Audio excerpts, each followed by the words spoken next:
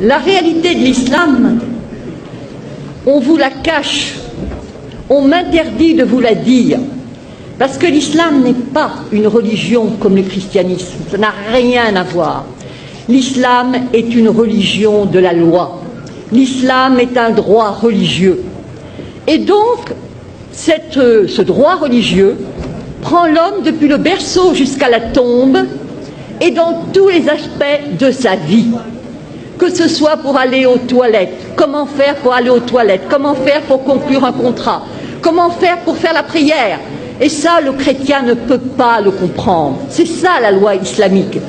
Le chrétien, quand il fait la prière, il est là dans son lit. « Oh Seigneur, faites que je réussisse mon examen.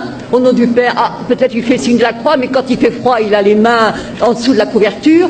Mais pas pour le musulman. Le musulman doit se lever, le musulman doit se laver, le musulman doit prendre un tapis de prière. Le musulman ne fait pas la prière n'importe comment, n'importe quand, n'importe où. Et c'est ça la différence. Il ne jeûne pas quand ça lui plaît, il ne fait pas le pèlerinage à la Mecque quand ça lui sied. Non, non, non. Tout comportement obéit à une règle, et toute règle est une règle de comportement. Et donc, ce qui se passe, c'est que les musulmans sont super piégés, super coincés. Ou ils disent la vérité, à savoir que la loi islamique, ce n'est pas seulement les ibadat, c'est-à-dire l'adoration, tout ce qui touche arkan ad-din, les piliers de la religion, mais c'est aussi les mu'amalat, comment traiter dans le public, horizontalement. Alors ils choisissent de mentir pour ne pas être en quelque sorte jetés dehors.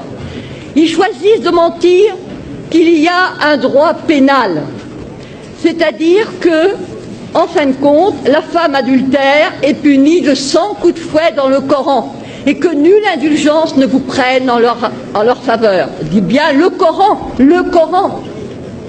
Et le prophète, sallallahu alayhi wa sallam, le prophète a demandé que la femme adultère soit lapidée.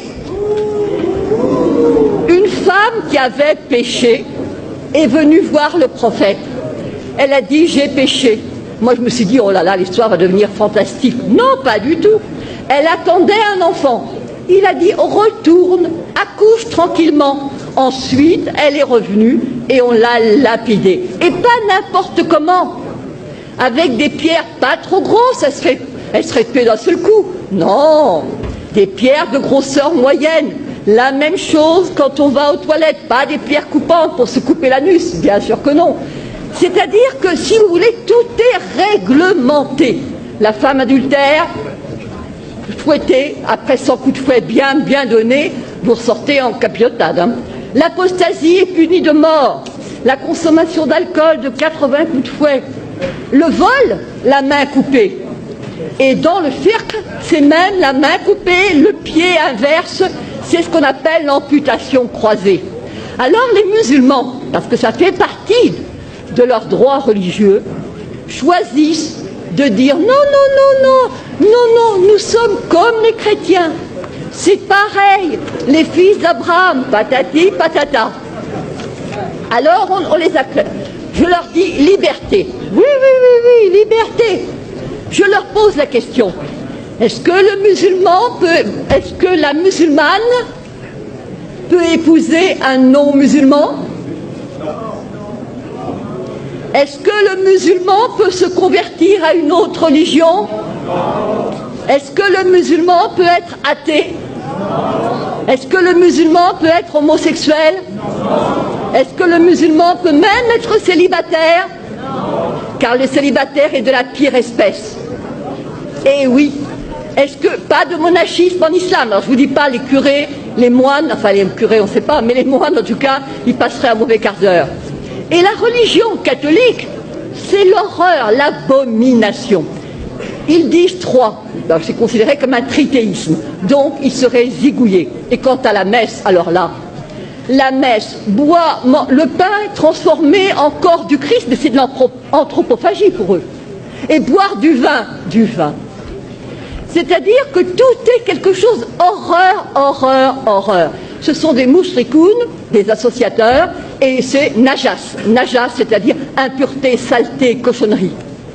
Alors, liberté, laissez-moi rire, il n'y en a pas. Mais alors, puisque de toute façon le musulman obéit à des règles, il est encerclé, emprisonné, on ne peut pas faire n'importe quoi, on entre dans les toilettes du pied gauche, on mange de la main droite, on ne mange pas n'importe quoi, on ne mange pas n'importe comment. C'est le rôle des fatwas qui vous dit, s'il vous plaît, comment on fait?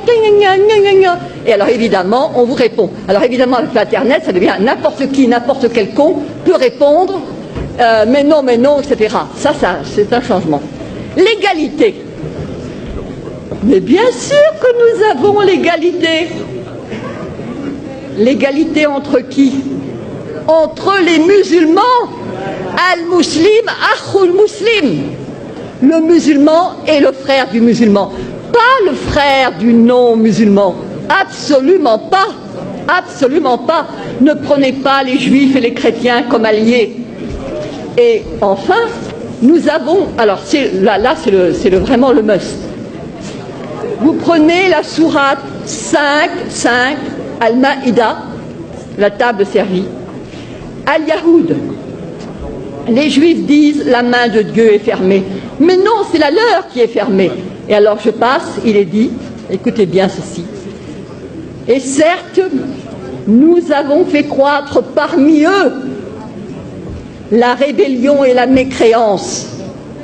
Nous avons, alors, je dirais, et nous avons fait croître l'inimitié et la rébellion. Nous avons jeté parmi eux la haine jusqu'au jour de la résurrection.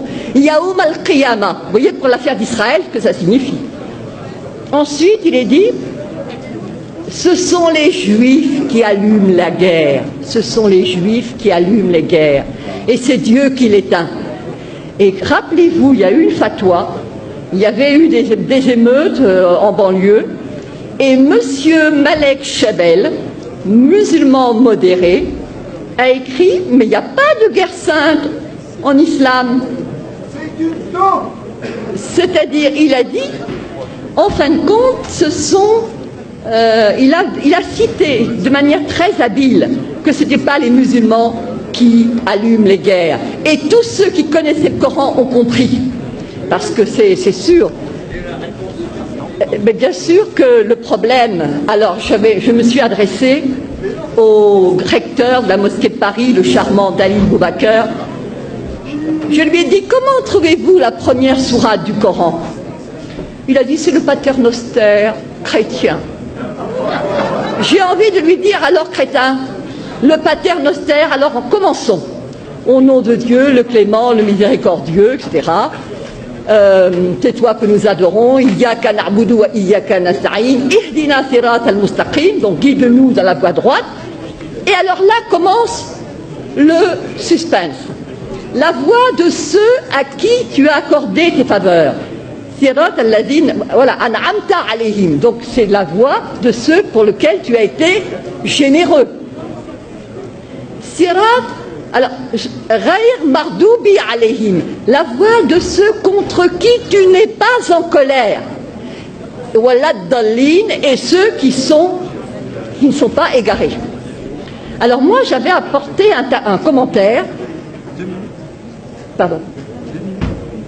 Vous voulez... Non. Donc j'avais apporté un commentaire et j'ai dit devant tout le monde, évidemment, là vous ne comprenez rien, mais il y a le commentaire qui explique et que tous les musulmans pieux connaissent. Alors je regarde. Quels sont ceux à qui Dieu a accordé ses faveurs? Alors je vois al-Muslimoun ou al-Anbiya, donc les musulmans, les prophètes. Quels sont ceux contre qui Dieu est en colère? J'ouvre le tafsir, le commentaire, et je vois Al-Yahoud, les Juifs. Et ceux qui sont égarés, je regarde, et je vois Al-Nasara, les chrétiens, les Nazaréens. Et je dis, c'est ça, votre sourate première, le paternoster, et nos curés cons, qui font du dialogue islamo-crétin.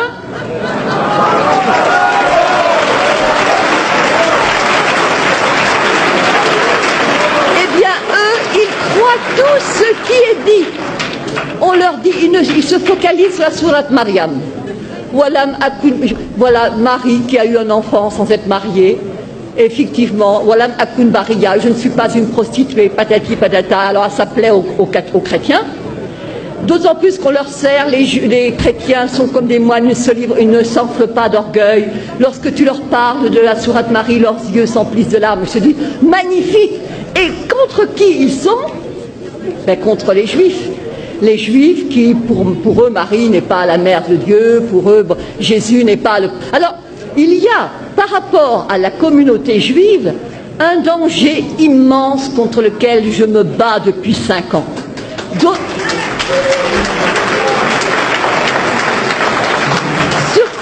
Surtout à cause du problème d'Israël. Les gens qui combattent contre les Israéliens ne sont pas des gens du XXIe siècle. Ce sont des gens qui se rappellent qu'il a été dit qu'au jour du jugement dernier, les Juifs se cacheront derrière une pierre, derrière un arbre, que la pierre elle-même et l'arbre diront, il y a un Juif derrière, tue-le. Alors comment laisser ces non-assistance à peuple en danger? Oui, bien sûr. Donc je dirais, l'islam n'est pas ce qu'on vous enseigne, l'islam n'est pas ce qu'on vous dit. L'islam est dangereux parce qu'il n'y a pas d'égalité, pas de liberté, pas de fraternité, pas de possibilité de s'en sortir.